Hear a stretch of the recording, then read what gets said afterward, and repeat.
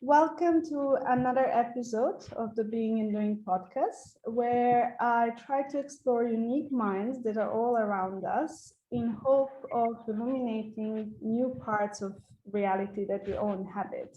And today it's a great pleasure to have a returning guest, Dr. Lou Cozolino, a true poet scientist and an inexhaustible source of wisdom in the field of psychotherapy. So welcome, Lou. Thank you.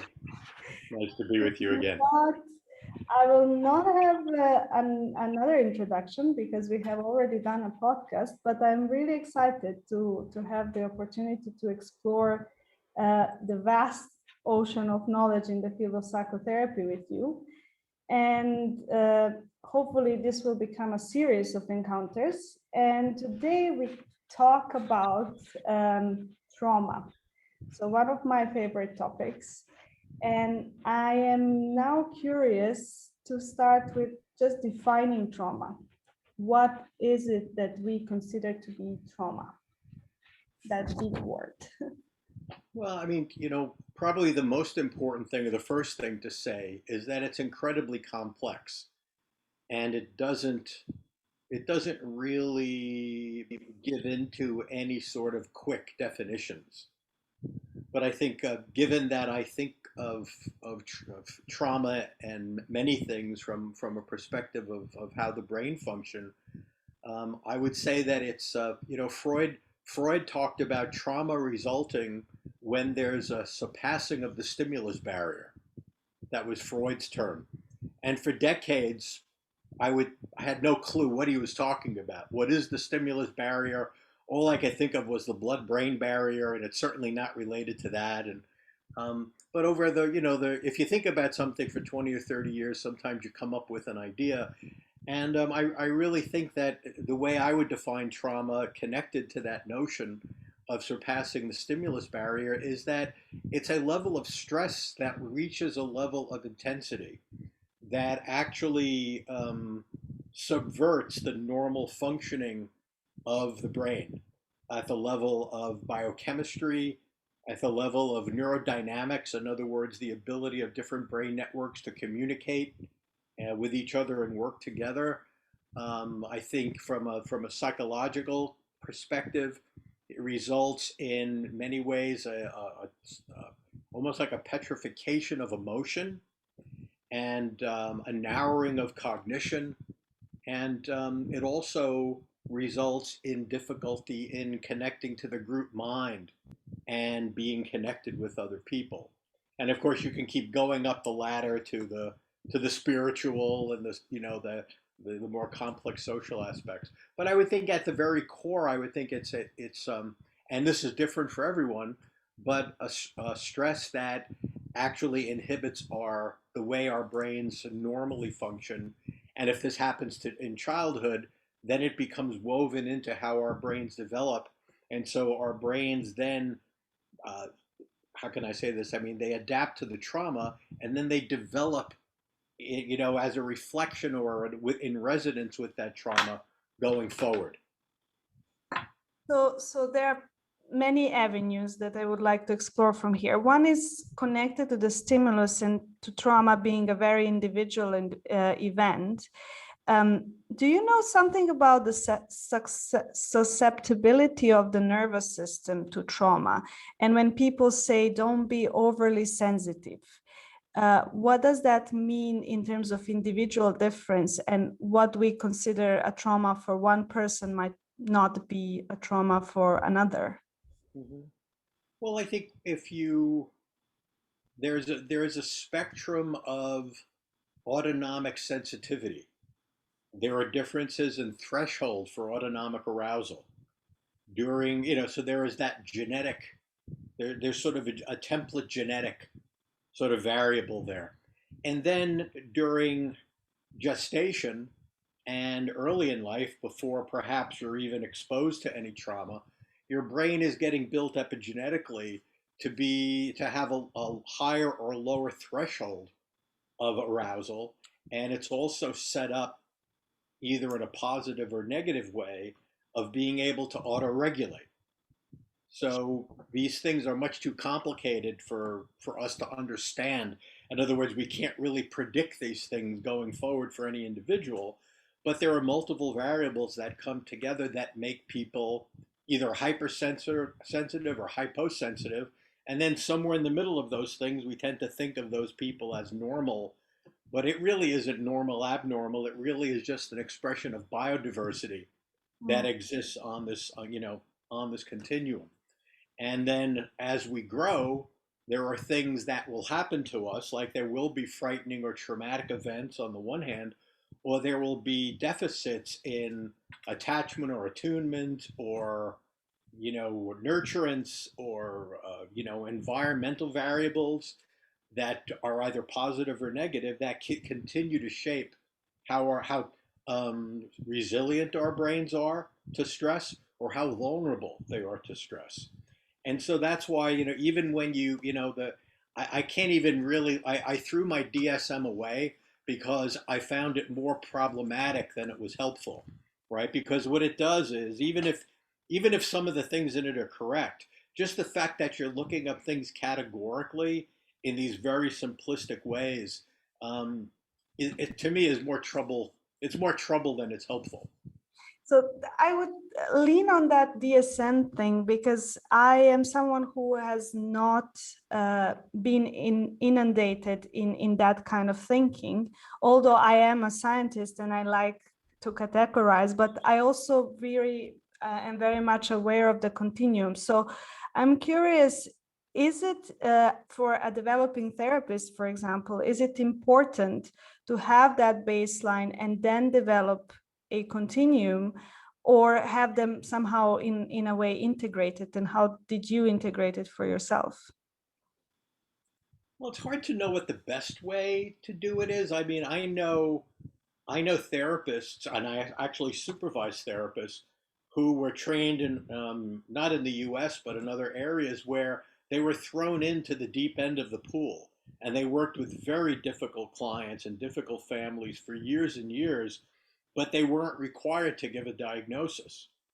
And then they get very resistant to giving a diagnosis because it feels too reductionistic to them. Mhm. And also, it's sort of that's what the real doctors do. And so there's also this self-esteem thing going on, right? Um, I don't know if there's a right way or a wrong way with that, but I guess from the training that I've gone through and how most training is in the U.S. is I think of it sort of like playing an instrument. Like you learn how to play, classical music and then move to jazz, and Mm. it's probably the same thing. Like learn the DSM so then you can get rid of it, but you've got these categories in your head to know what the shared constructs are in the field, because some people do fit into them, Yeah. right? Like I was trained to do, one of the many ways I was trained to deal with trauma was through somatic desensitization from a cognitive behavioral perspective. And after 40 years of practice or whatever, um, I did have one client where it worked, right? But and she was someone who was high functioning. She came from London to LA. She had a car accident. She had symptoms that were in the DSM. She otherwise high functioning. I did systematic desensitization with her, 10 sessions, and she was better, right? And so, but that's the only client I've had in the 35 or 40 years that was that simple. Usually, when someone comes in with trauma, what it does is just opens a door to the previous trauma and the previous trauma before that, and to the family system, and to underlying, other sorts of underlying genetic biological processes. And so, I think my real problem with how trauma is, like the whole trauma informed thing, is that there's a set of information that if you have it, you're trauma informed. But I don't believe, it's yeah, I just don't believe it. I So, believe people can read a pamphlet or take a weekend seminar, but I really don't know. I don't quite understand what that is. so let's talk about the trauma-informed sentence. So, in your book, why do we need actually something to be trauma informed when most of the time trauma is um, the underlying cause of the behavior or of the behavior that's presented to us. And so where is that coming from, and why do we now suddenly don't recognize trauma as being an underlying underpinning the behavior? Well, I'd have to think about that more carefully. I don't know if I agree with you that everything is the underlying is, Yeah. everything is sort of driven by trauma. If you use trauma in an incredibly broad sense, um, think about maybe in like from the perspective of Winnicott or Kohut, think in terms of impingements, Mm. right? There's that word that's used where there's a challenge to a child's sense of stability or regulation because the mother's absent, the father's absent. There's chaos or loud voices or whatever's going on. Um, if you say impingements, excuse me, are if you call those things trauma, then I can move a little bit over onto your side with that. But I've had many clients over the years who have bipolar, schizophrenic processes, other sorts of genetic and sort of developmental problems that I don't think are that based in trauma. Of course, if you've got those problems, you end up experiencing trauma. Like if you grow up with bipolar disorder or schizophrenia, et cetera, you're going to have trauma on top of it. But I wouldn't say that trauma is at the core of the etiology. Yeah, I mean, Right. now thinking about it, I guess there would be this absolute distinctions with the inherited diseases, which are not trauma based. Yeah. So yeah, that will make sense. And then talking about trauma, sometimes the way trauma is presented is normalized in society as just being normal behavior, and yet it's, for example, trauma language that we use. Um, so I'm curious. Um, sometimes how we normalize trauma can actually prevent us from reaching out for help. So Sure. I'm curious. What do you think we can do in helping people understanding what trauma language in themselves is? Yeah, yeah. Well, I think what I think happens in therapy is that people come in very often and they describe their lives like their child abuse or a parental loss, you name it, and it's so normalized because that's the only life they've ever had, Mhm. right? So there's basically interacting with someone and asking questions about it, and even sometimes just you as a therapist showing a client the reaction you're having to the story they're telling. They'll be surprised that you're sad or that you get a tear in your eye when they're talking about what's gone on with them. And then if it doesn't frighten them and they run away from therapy, they'll be curious about that. And they'd say things like, well, it never occurred to me to think that was unusual. That was just that was just my childhood.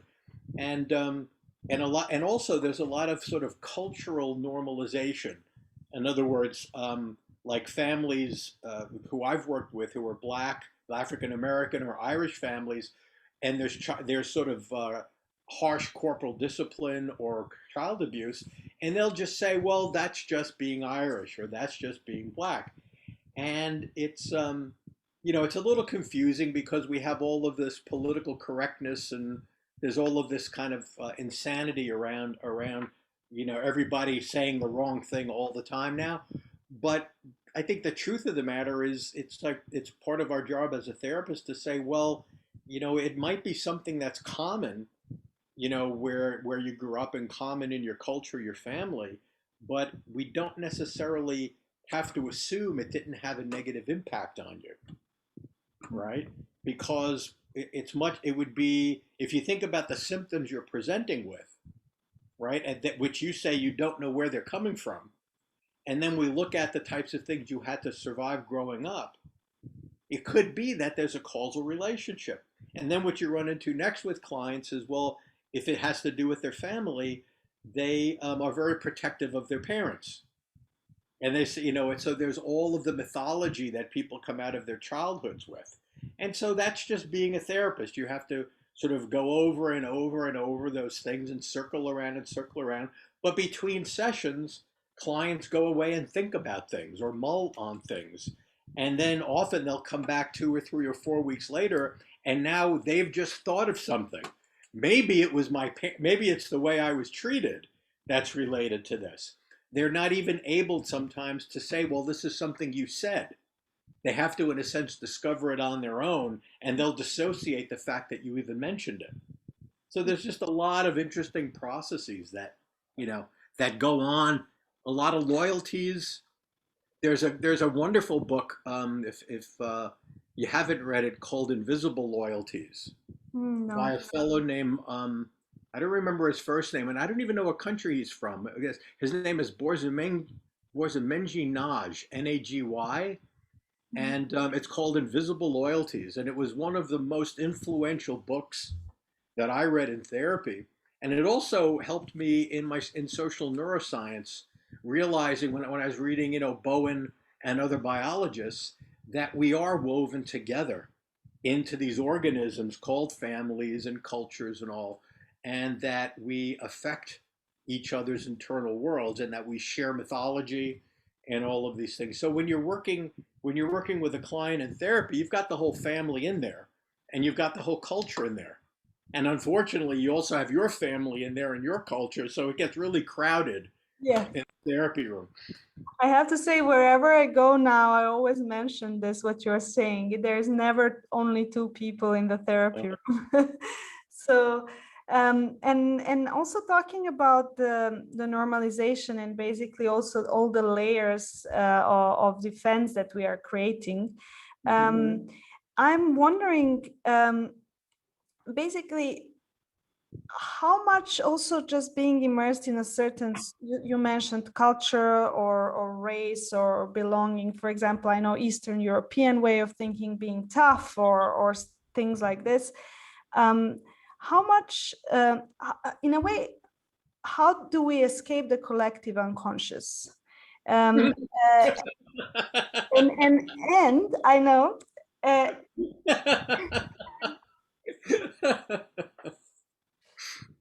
the reason I'm asking this, because I always kind of think, oh, I moved out of my country and suddenly I saw what the collective unconscious is. And then I moved out of another country. Then I saw another layer. But then I'm thinking, do I have to leave the earth in order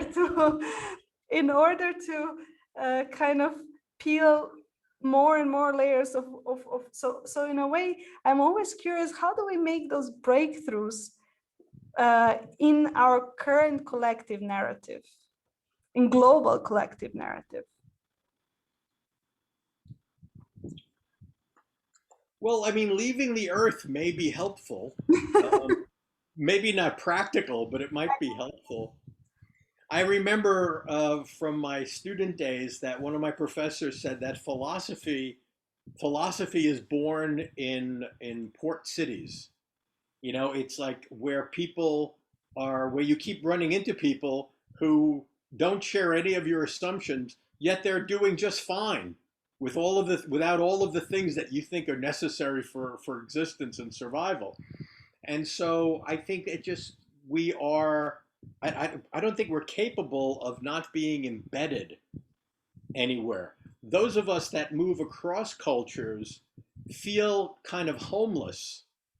You know, I think because we start seeing the places we're embedded, we start getting an objective perspective on them. And so we lose that sort of safety of subjective merger with the culture, because it's so much safer just to assume that, when I was a kid, everyone was Italian. I just assumed, white people, black people, everybody was Italian, right? And it was as I grew up, I said, oh, not everybody is Italian. And it was, so you get from that very egocentric perspective, which feels very safe. It's sort of ego gratifying. You're the center of the universe.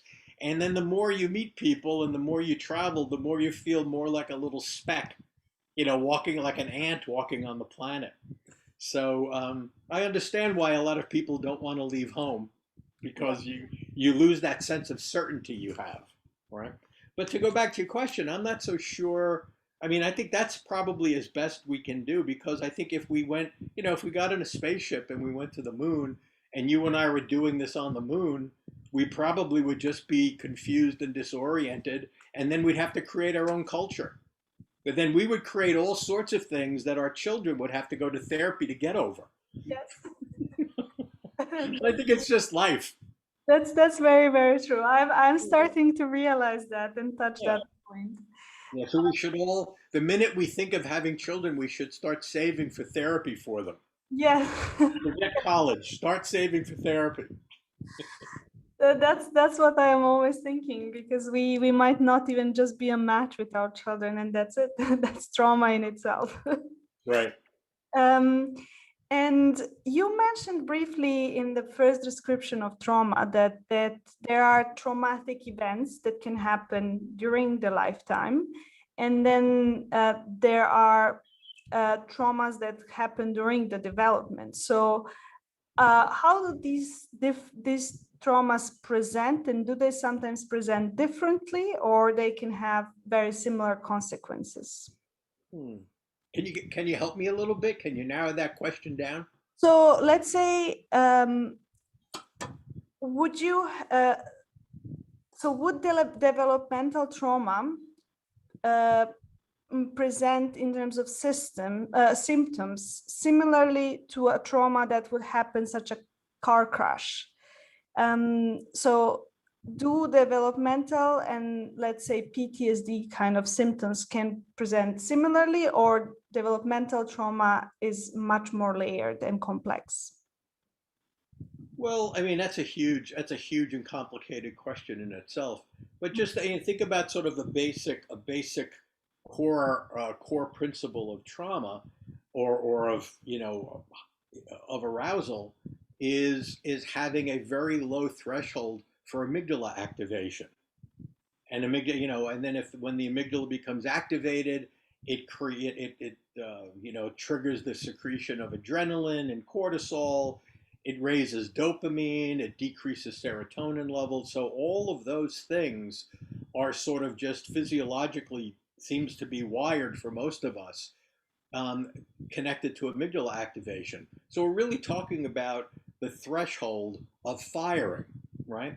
So if you think developmentally, if you think about the mother's experience during pregnancy, which gets translated to the fetus, during gestation, or the quality of nurturance and attachment, some of the things that are happening is that the more anxious the mother is during pregnancy, the mother is preparing the child to come into a more dangerous world. The fetus doesn't know whether the mother is living in a combat zone, right? Or whether the mother is just highly neurotic and frightened of everything and she lives in a safe environment. All the fetus knows is what she's learning from her mother during gestation. So there is more adrenaline, there's more cortisol, the hippocampus develops less robustly, the amygdala grows larger and gets more active. Epigenetically, there are less benzoreceptors that get built on the amygdala. There are less cortisol receptors on the hippocampus. So during gestation, then you have these epigenetic processes that are creating a brain that's prepared to live in a dangerous environment. So then, if the child is born into the environment and in fact it is dangerous, those epigenetic processes will continue, right? So by the time they're, say, 12 or 15 years old, they might have an exaggerated startle response because, in a sense, their brain has been built to react in that way. So you take, another girl who's going in the same class as they are, who has a car accident. She might now have an exaggerated startle response that comes from that traumatic experience. So superficially, they might look pretty much the same, right? And what'll happen, I suppose, is that the child that's developed in that way will have more a more entrenched sort of complex system that keeps that going, right? The child that was traumatized, if they get helped, as sooner rather than later to process that trauma and get back to baseline, they will probably decrease their exaggerated startle response in relatively short order, a few weeks or a few months or something like that. And so at any given point in time, the symptom profile might look the same, but how they got there and what the projection for the future is are going to be different. So there, I also have another question. I listened to a lady who had complex PTSD and developmental trauma, and she mentions it's a feeling that there was no before. So some people that would have an accident where it's a point in time, but they know that before they were well, they were well attached, they had loving families. They know that there is something to go back to. And therefore, there's kind of more hope that things will get better. And when there is this complex trauma, there is no before. So I'm wondering, as a therapist, how do you help people to have hope, but not the kind of hope that is fleeting and impossible to reach, but to know that, yes, there is a ground that we can reach together? Mm-hmm. Well, I think that's a process that's a part of probably creating or helping a client create a heroic narrative for themselves, where they see themselves in a timeline, where they see a present and a future, and a past as well. Um, and then it's more abstract. Someone who had a before has something in mind to go back to and to work towards. Someone who hasn't had that, for example, may not have ever had a relationship with someone that was intimate and warm and safe. So that for them will be an abstraction, right? So you've got to, in a sense, but they see other people. They'll say, I see other people seem to feel better, like they move towards other people when they're upset and they hold on to them. I don't know why. Why do they do that? Right? And so they can develop a sense of, they can develop an idea of that, and you can say, well, that might be one of our goals. The goal, one of our goals might be that you'll learn to feel that kind of attraction or tropism to someone, and want to be with them, and find that being with someone actually feels better than not being with them, right? But for those people, it's an abstraction. It's something that you have to kind of create. It's a narrative that gets built in fantasy, in a sense, that slowly then you move with baby steps to move in that direction.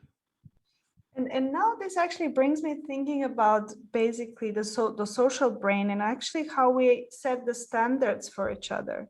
So inevitably, we need to see the behavior sometimes to believe that we can do it.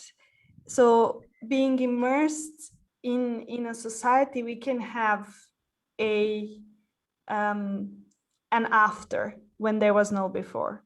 So I'm curious, how do you use that potential of the social brain in the therapy room, if you at all?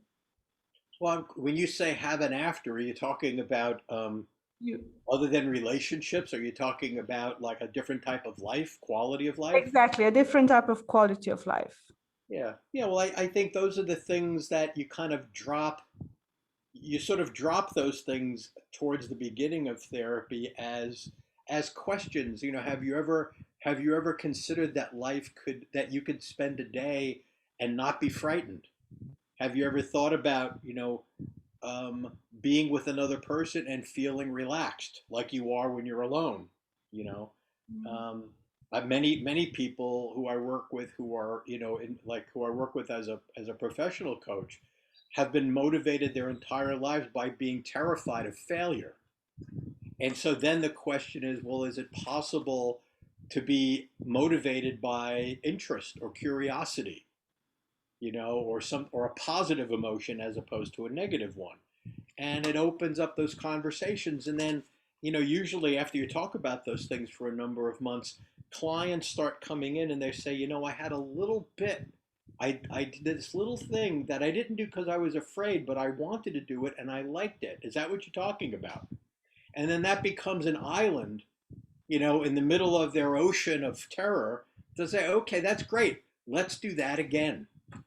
Right? Like I had a client who's got, I think, 6 children, but he's gone through one marriage after another and he never gets loved the way he wants to be loved. Right? And when I first started seeing him, he never talked about his children. He never talked about being interested in them all. And I said, I said, have you ever considered that your children might be a source of love and joy for you? And he said, no, but that's not why I'm coming to you. I'm coming to you because I want a woman to love me, right? And I said, well, all right, I see that, but it could be, and he was someone whose father didn't really enjoy him. His mother didn't really enjoy him. He didn't have a model for that. But then over time, I, encouraged him, and now his best relationships are with his children. He's still upset that he doesn't have a woman. I mean, he's looking basically for a mother that he didn't have, and the odds of finding a mother that you didn't have when you're an adult are pretty slim. But he's not willing to give that up yet. And so in the meantime, I sort of just had my own agenda. And I had the agenda of encouraging him to invest in the relationships with the children. And now what he'll tell me is, you'll be so proud of me. And he'll say, I took my son here, I took my daughter there, I just bought my other daughter a house, we're closing, and he gets so much joy in that. And I'm waiting till they start having their own kids, and then I can start working on grandkids. That'll be fun. Yeah. So actually, that's a thing which I'm curious about trauma and therapy. So trauma basically locks us in a certain worldview, and it's very difficult to be creative. So I feel like trauma and creativity are very difficult to coexist. So I'm curious for people that maybe don't have the necessary time, money, or anything for therapy. What can they do for themselves to somehow increase that capacity to see different avenues and to kind of find new ways of existing? Right. Well, one of the key neurobiological processes that occur in therapy is a neurodynamic process. Um, I believe that, I mean, there could be more, but I believe that we have three different executive systems. Hmm. And so the amygdala is one executive system, and there's the second one is in our cortex, is in the parietal and frontal lobes, which have to do with navigating space and time and abstract thinking and all of that. And then we have a third system, which is the default mode network, that is involved in daydreaming and imagination, creativity, also self awareness and self compassion, as well as empathy and compassion for other people. And the important thing to realize is that the amygdala is the most primitive executive, and that it maintained veto power or inhibitory control over the other two systems. So when we become anxious, we become less intelligent, less creative, less empathic for other people, and less empathic for ourselves. We basically become a sort of terrified reptile, Mm. right? And so I would think that the key thing that anyone can do would be, if they can, is to figure out some way to tame their amygdala, to become an amygdala whisperer, and be able to decrease the that executive system so that the other two can be uninhibited. Now, for some people, that might, meditation or yoga might work. That they don't work for a lot of people. Some people need medication. Other people need help, external help. Figure out. Often, lifestyle changes are necessary because depending on where you live. I mean, the world, the civilization, if you want to call it that, has gotten so far out ahead of what our minds and brains are able to process that we can live our entire life in the state of like sort of frozen terror, Mm. being afraid we're going to miss this or miss that. And I think the internet and social media has only made all of that worse. Okay. Um, so I think that if therapy isn't in the cards, if you can figure out some way to really develop a practice or a discipline of being calm, of regulating your heartbeat, of building your internal world, then you have an option of unleashing your creativity, your intellect, your self compassion, and also your empathy for other people. And also there, we are talking about meditation, yoga, and these practices, they seem to be very magical in a way. They seem to work on things we don't understand and we don't want to understand, and they are holistic and all these buzzwords that are used around it. And I love yoga and I love meditation and do them myself, but I somehow always understand that behind all of that is kind of reconditioning of our nervous system. And I'm curious, what do you think is behind those practices that actually helps us self-regulate and work on trauma? Automatic regulation. See, but that's not going to sell a lot of books, I right? know, exactly. You have That's to, why we're talking tonight. yeah, you have to put it in magical terms to make people think they're connecting with the Godhead, or they've got some mystical kundalini that goes from the earth through their spinal cords into the sun. I mean, all of that stuff is fine if that's what works for you, but it's really fundamental stuff.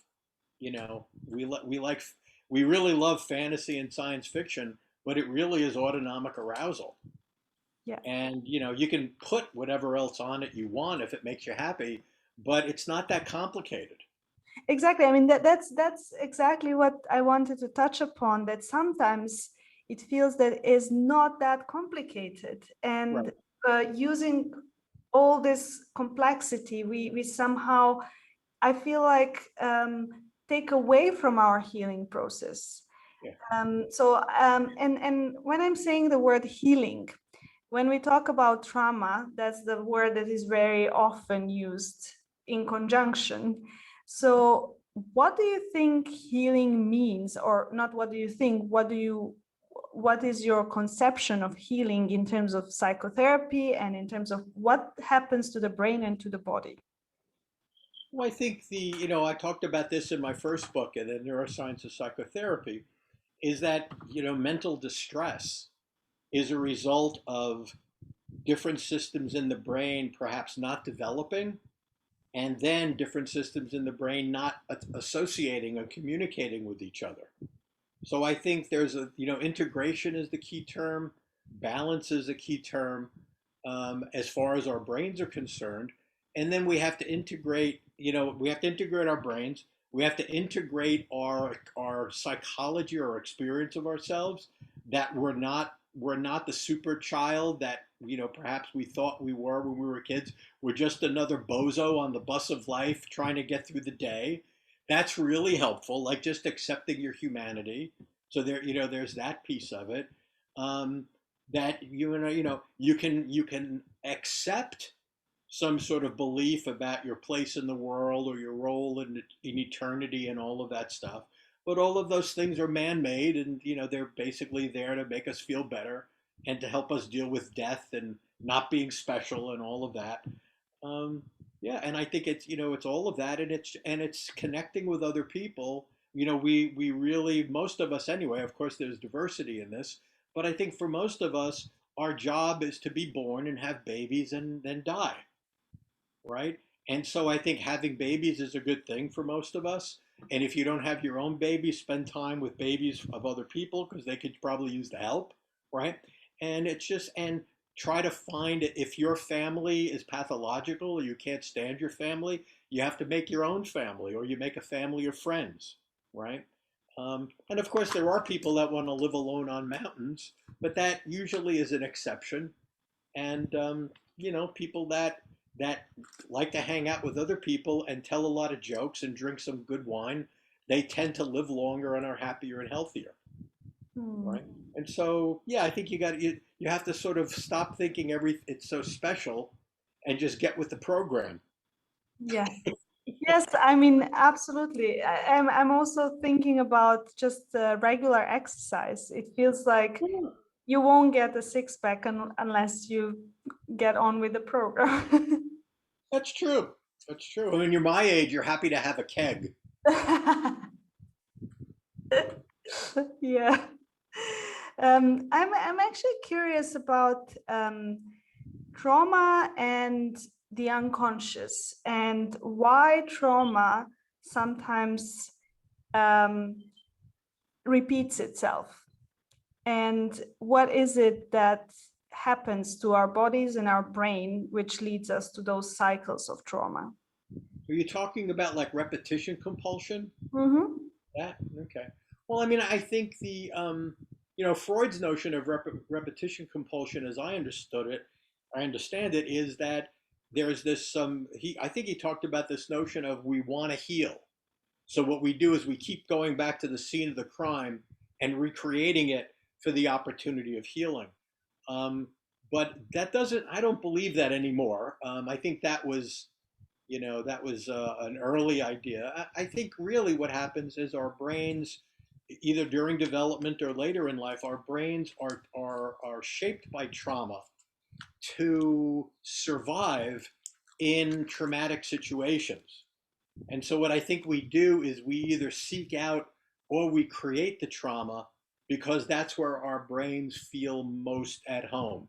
Mm-hmm. For people that have been traumatized, um, they are often completely overwhelmed when things are safe and calm because they're always waiting for the monster to come around the corner or for the other shoe to drop or whatever. So I find that I've had clients like this, they create all sorts of relationship troubles, financial problems, and all of that. It would be, you look at their lives on paper, it would be so easy for them to have a calm life, but being calm terrifies them because they don't have a brain that's adapted to that kind of life. So I think what looks like repetition compulsion from Freud's perspective really is just our brain trying to create the world in which it's adapted to survive it. Yeah, wow, that's very nicely put. And it's almost like just that's how we are conditioned, is what I understand from your words, is we are conditioned to. More than that, yeah. Please tell me more. I mean, conditioned makes it sound like it's just reflexive behavioral, you know, reactions to stimulus. But in therapy, you see, it's much more than that because people do a lot to um, shape their worlds Mhm. into the continuing traumatic environment that they're in. It's not a passive process, it's an active process. Okay. So I don't say it's not what you're saying, I think, is not untrue, but it underrepresents the degree to which we're capable of recreating hell over and over again for ourselves. And in terms of that recreation of hell, it's sometimes when we become aware we have done that, it becomes really overwhelming. It becomes almost like I'm doing this to myself, so it almost brings a lot of self-punishment and a lot of doubt, and also doubt in the capability you will be able to stop doing that. So I'm curious, in the sense, when people think about this, how can they somehow take away a little bit of the responsibility? I mean, we are always responsible to take our lives in charge, but sometimes I feel putting too much of that responsibility can be also counterproductive. So I'm curious, how do you work with this in a therapy room? Well, I think, thinking about responsibility, I think maybe self-blame is more what I see, and it's true. People do recreate it. However, I think when you educate people about how their brains work and Mhm. how the unconscious works, and the fact that this wasn't they don't make a conscious decision to do it. Often what people say is that, why didn't I see the signs? Yeah. Right? Usually in repetitive abusive relationships, or failure in relationships or whatever. And it's like, well, that you did see the signs, but your brain believes that you need that type of person in your life to be safe, because those are the types of people you're used to dealing with, right?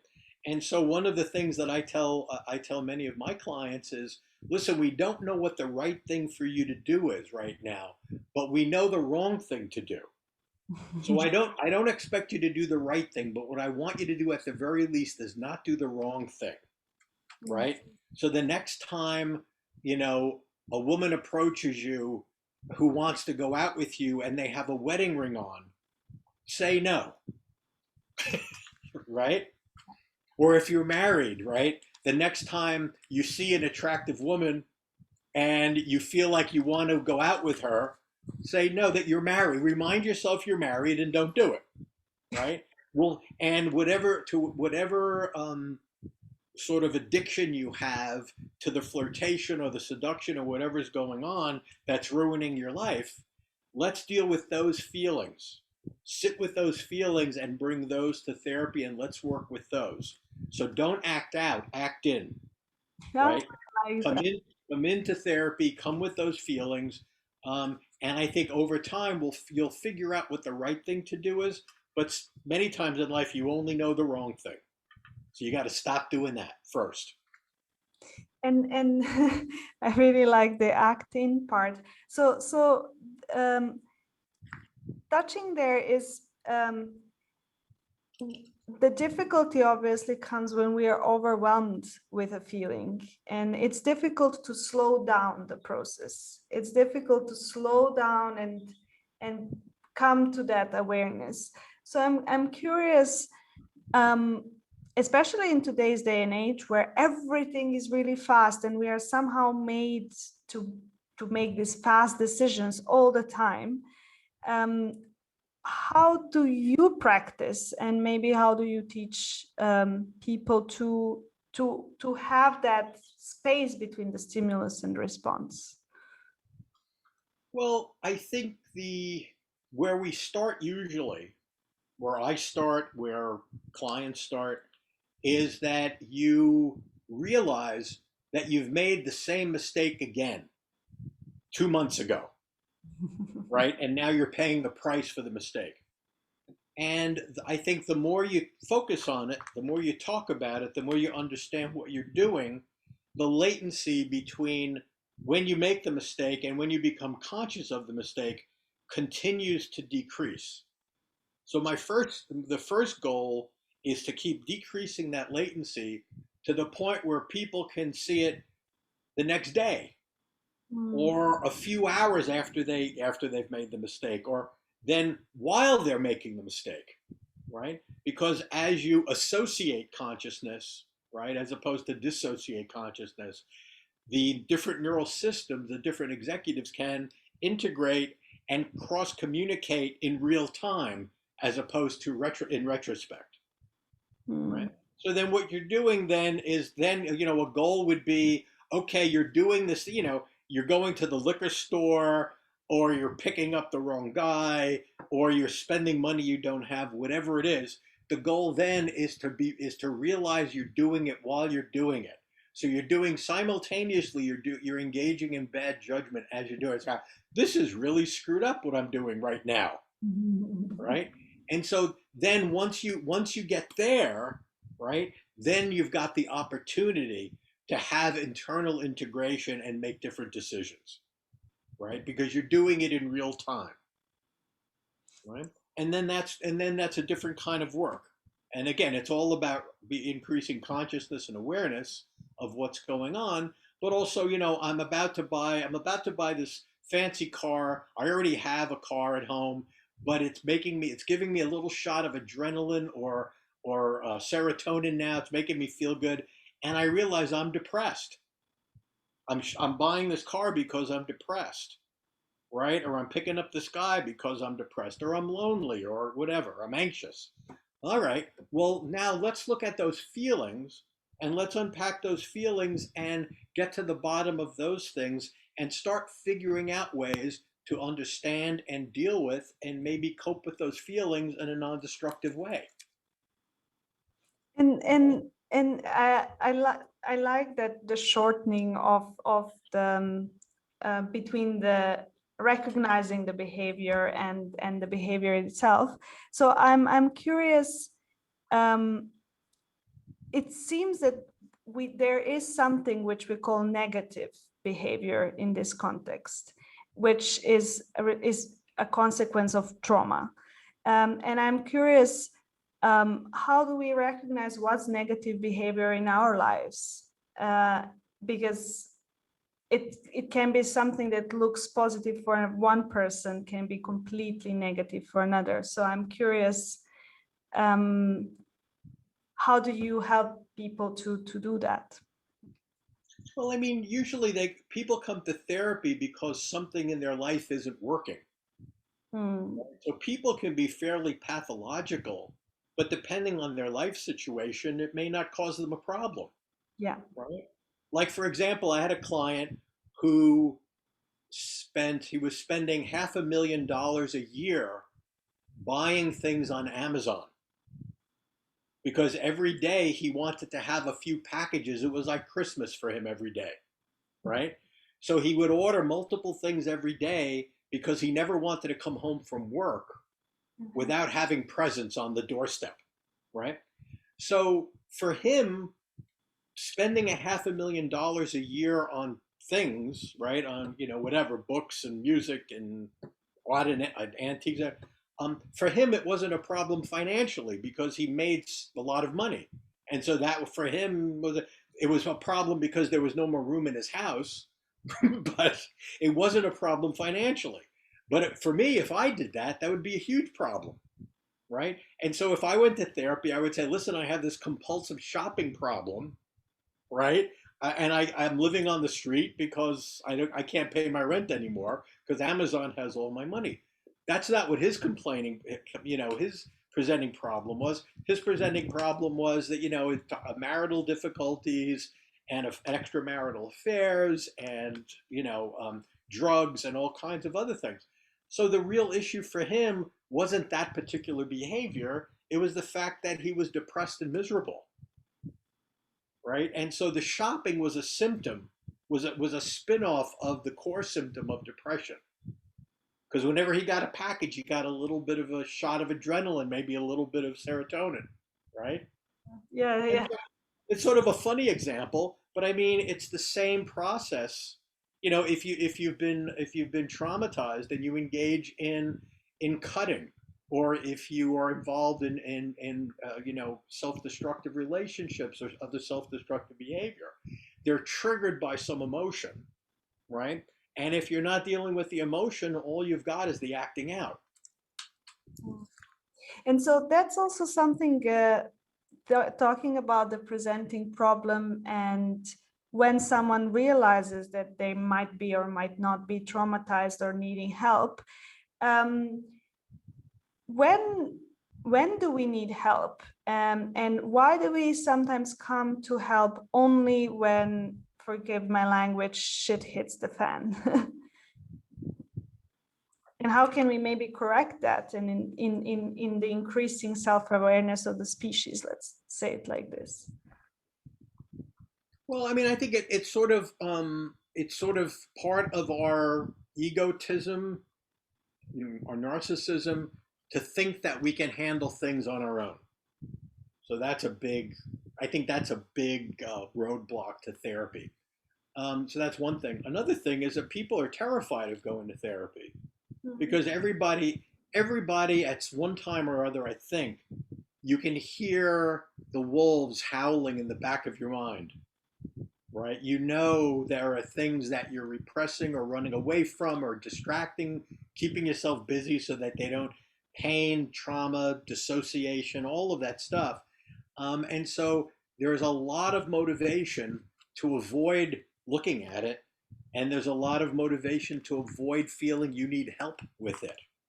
So I think those are the two, key variables. And then of course that's woven into all sorts of different cultural things. Well, if you go to therapy, you're crazy. That means you're really mentally ill. You should be in a hospital. So there's layer upon layer of internal things, social things, financial things. You name it. So there's many more reasons not to go to therapy than there are to go. But the reason to go usually is because you're suffering and you've only got one life, and it would be good to not spend so much of it suffering. And also you are talking a lot about the image of therapy, and therefore the image of trauma, something really negative and something that you are crazy or and that language around trauma also probably kind of masks and stops us from getting help. So I don't know if you see changes in the US, because for me it's something that at this stage is maybe most developed, or most therapy is somehow most is not a taboo anymore. But I'm wondering whether with these changes in the culture, things are just becoming easier to access, or it's not your experience? And if not, Well, why not? I've only lived in large liberal cities my whole life. I've lived in New York and Boston and Los Angeles. And I would say that in those three cities over time, the stigma of therapy has decreased. And in fact, like in sort of the middle and upper income areas of LA, everybody has a therapist, right? It's sort of, it's almost like a rite of passage socially. Mhm. I just got a referral the other day from a client who's been seeing his therapist for the last 45 years, right? And so I'm next, right? And so, yeah, but I would think that, there really are at least two Americas, and the other half of America, the other part of America really lives in the 1930s or 1940s, socially, culturally, religiously, and all of that. So you really can't talk about the U.S. And I suspect that's true in England, and I suspect that's true in your country, or your country as well. Every country Yeah. is And stratified that way. talking about trauma and basically transgenerational trauma, I often said to my therapist that I feel like I have lived 4 generations. I had to speed up to reach to the point where I'm now, to be actually able to live in a society that's so far away from my original culture. So I'm curious. Um, how does this transgenerational trauma keeps us in the past, and how difficult, or how can we maybe help ourselves to understand that we are living 50 years back and not in the present day and age? Well, I think if you accept the premise of a social brain, you have to accept both horizontally, that we're connected with each other, and also vertically in time, is that we're also connected with our grandparents and our great grandparents. And just like other mammals, we inherit, our, like the analysts say, our first reality is our mother's unconscious, Mm. right? And if you think about that as a mechanism of transition, or transfer from one generation or another, where do you draw the line between your experience and the experiences of 5 or 10 generations ago? I Mm. mean, it passes down, and it might change or alter over time. And certainly, you learn new languages, new ways of being. Do you dress differently? There's all of these things that are different as you move from culture to culture. But the emotional weight of your cultural history I would bet goes back many, many generations. And Mm. you can take the boy out of Italy, but you can't take the Italy out of the boy, right? Yeah. So all of the generations of my ancestors in southern Italy trying to scrape a living out of rocks, I suspect influences me in my sense of whatever. Uh, I don't know if paranoia is the right word, but I always expect that something bad, like I always expect something bad is going to happen. And when I think about Italian history in the South for the last 1,000 years, something bad always did happen. So how much of that is my personality and how much of it is my genetic history, we don't know yet, right? Mhm. We really don't understand that, but it certainly makes sense. I've worked with a lot of Holocaust survivors, second generation, third generation, survivors of the Armenian Holocaust. It doesn't go away. It just gets passed down. And that's also something that where I feel compassion, and you talked about self-compassion and how that's affected by trauma. Um, and I'm curious how, so biologically, um, what's the underpinning of the of these trauma inheritance that we are seeing? So what is it that we can biologically kind of work on? Which systems are we working on in order to kind of help ourselves to tackle this unconscious? Mm-hmm. Well, again, I would go back. I would go back to this primitive systems of fear and safety and arousal. Mm. So I think bottom up is the way to go. It's somatic bodily awareness, imagination, learning about your culture, learning about your history, and not to sort of make a cartoon out of it, right? Because it doesn't explain everything, and it doesn't, for some people, it doesn't really seem to even make a sense. You really have to be open to it as one of the many aspects of who you are Mm. and filtering that in. It's always a little unnerving when someone discovers some idea about themselves and everything gets reduced to that, Oh, yeah. right? It's the same thing with trauma. People learn about trauma and they go, "Oh my God, everything I do is a function of my trauma." It's like, no, no, not everything. Everything you do is a function of everything you've experienced. Trauma might have been important, right?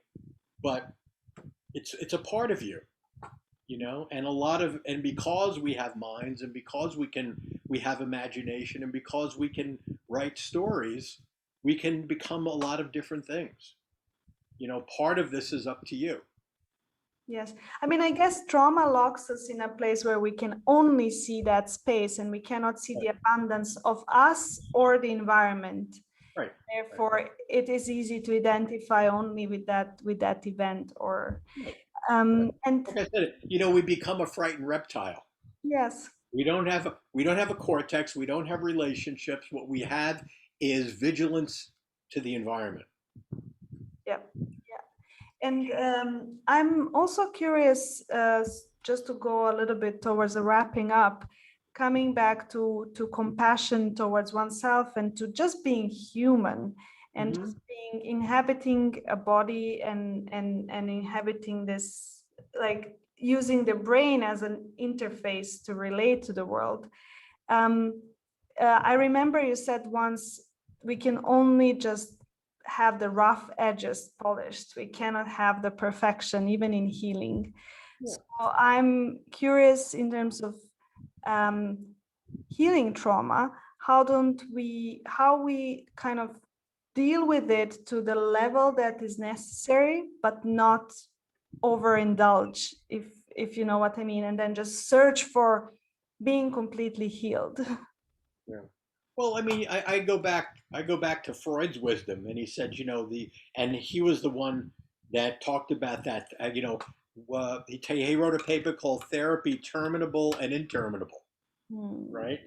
And he said the goal of therapy is to be able to love and work, right? And so, if you can love and work, you might want to consider not needing therapy. So, but that's one definition of therapy.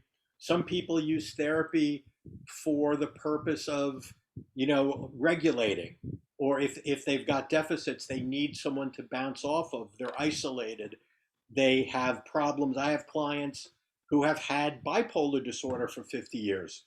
And so they need someone to talk to once or twice a week to check in on them because they don't have the self reflective capacity to know that they're becoming manic or becoming depressed, Mm. right? So, therapy, there's a lot of different forms of therapy. So, it really, I think the answer to the question really relies on what is it are you in therapy for? But I've kicked people out of therapy because they come in thinking, oh, like, oh, I've got to find more things wrong with me. And I'll say, listen, you've got, it was funny because the a person that I did this to, he wrote an article for the Los Angeles Times that his therapist threw him out of therapy. So I actually got to read about his perspective of my throwing him out of therapy. And I threw him out of therapy because he was doing fine. He lived in a nice place. He had this girlfriend that was just crazy about him and seemed like a wonderful person. He had plenty of money. He had good relationship with his children who loved him. And, no, you don't need to get out there. Go do something. Go buy a motorcycle or like go do some parachuting. Get out of here, right? So, but he really appreciated that. Yeah, I mean that's actually beautiful because again we come down to diversity. So there will be people that will need constant support even for 40 years, and that's okay. Mhm. And then there will be people that might just need to be told stop it. Right. Yeah. So the last question I have is, for example, knowledge is a big thing for me in the process of liberation.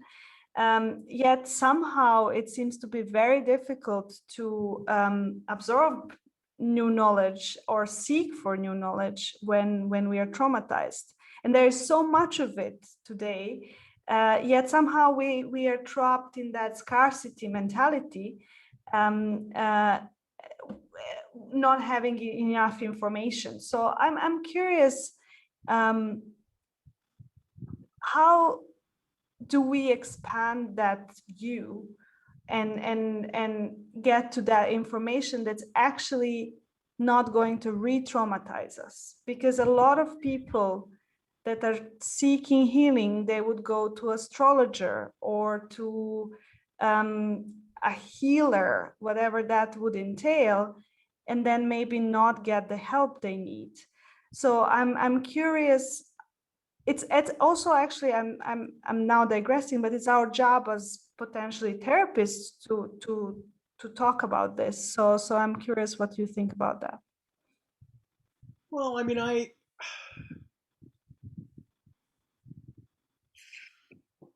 yeah, I mean, it's people are only going to be able to understand what they can understand, and for many people, astrology is something that they can grasp, right?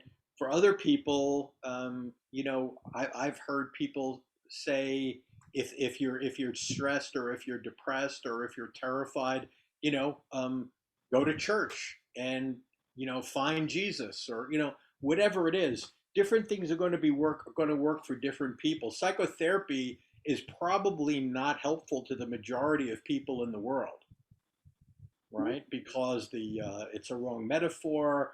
Um, in collectivist societies, individual psychotherapy, it's a very difficult translation, except for a relatively small subsection of the population. And so it's important not to think of therapy as the sort of the be all and end all for everybody.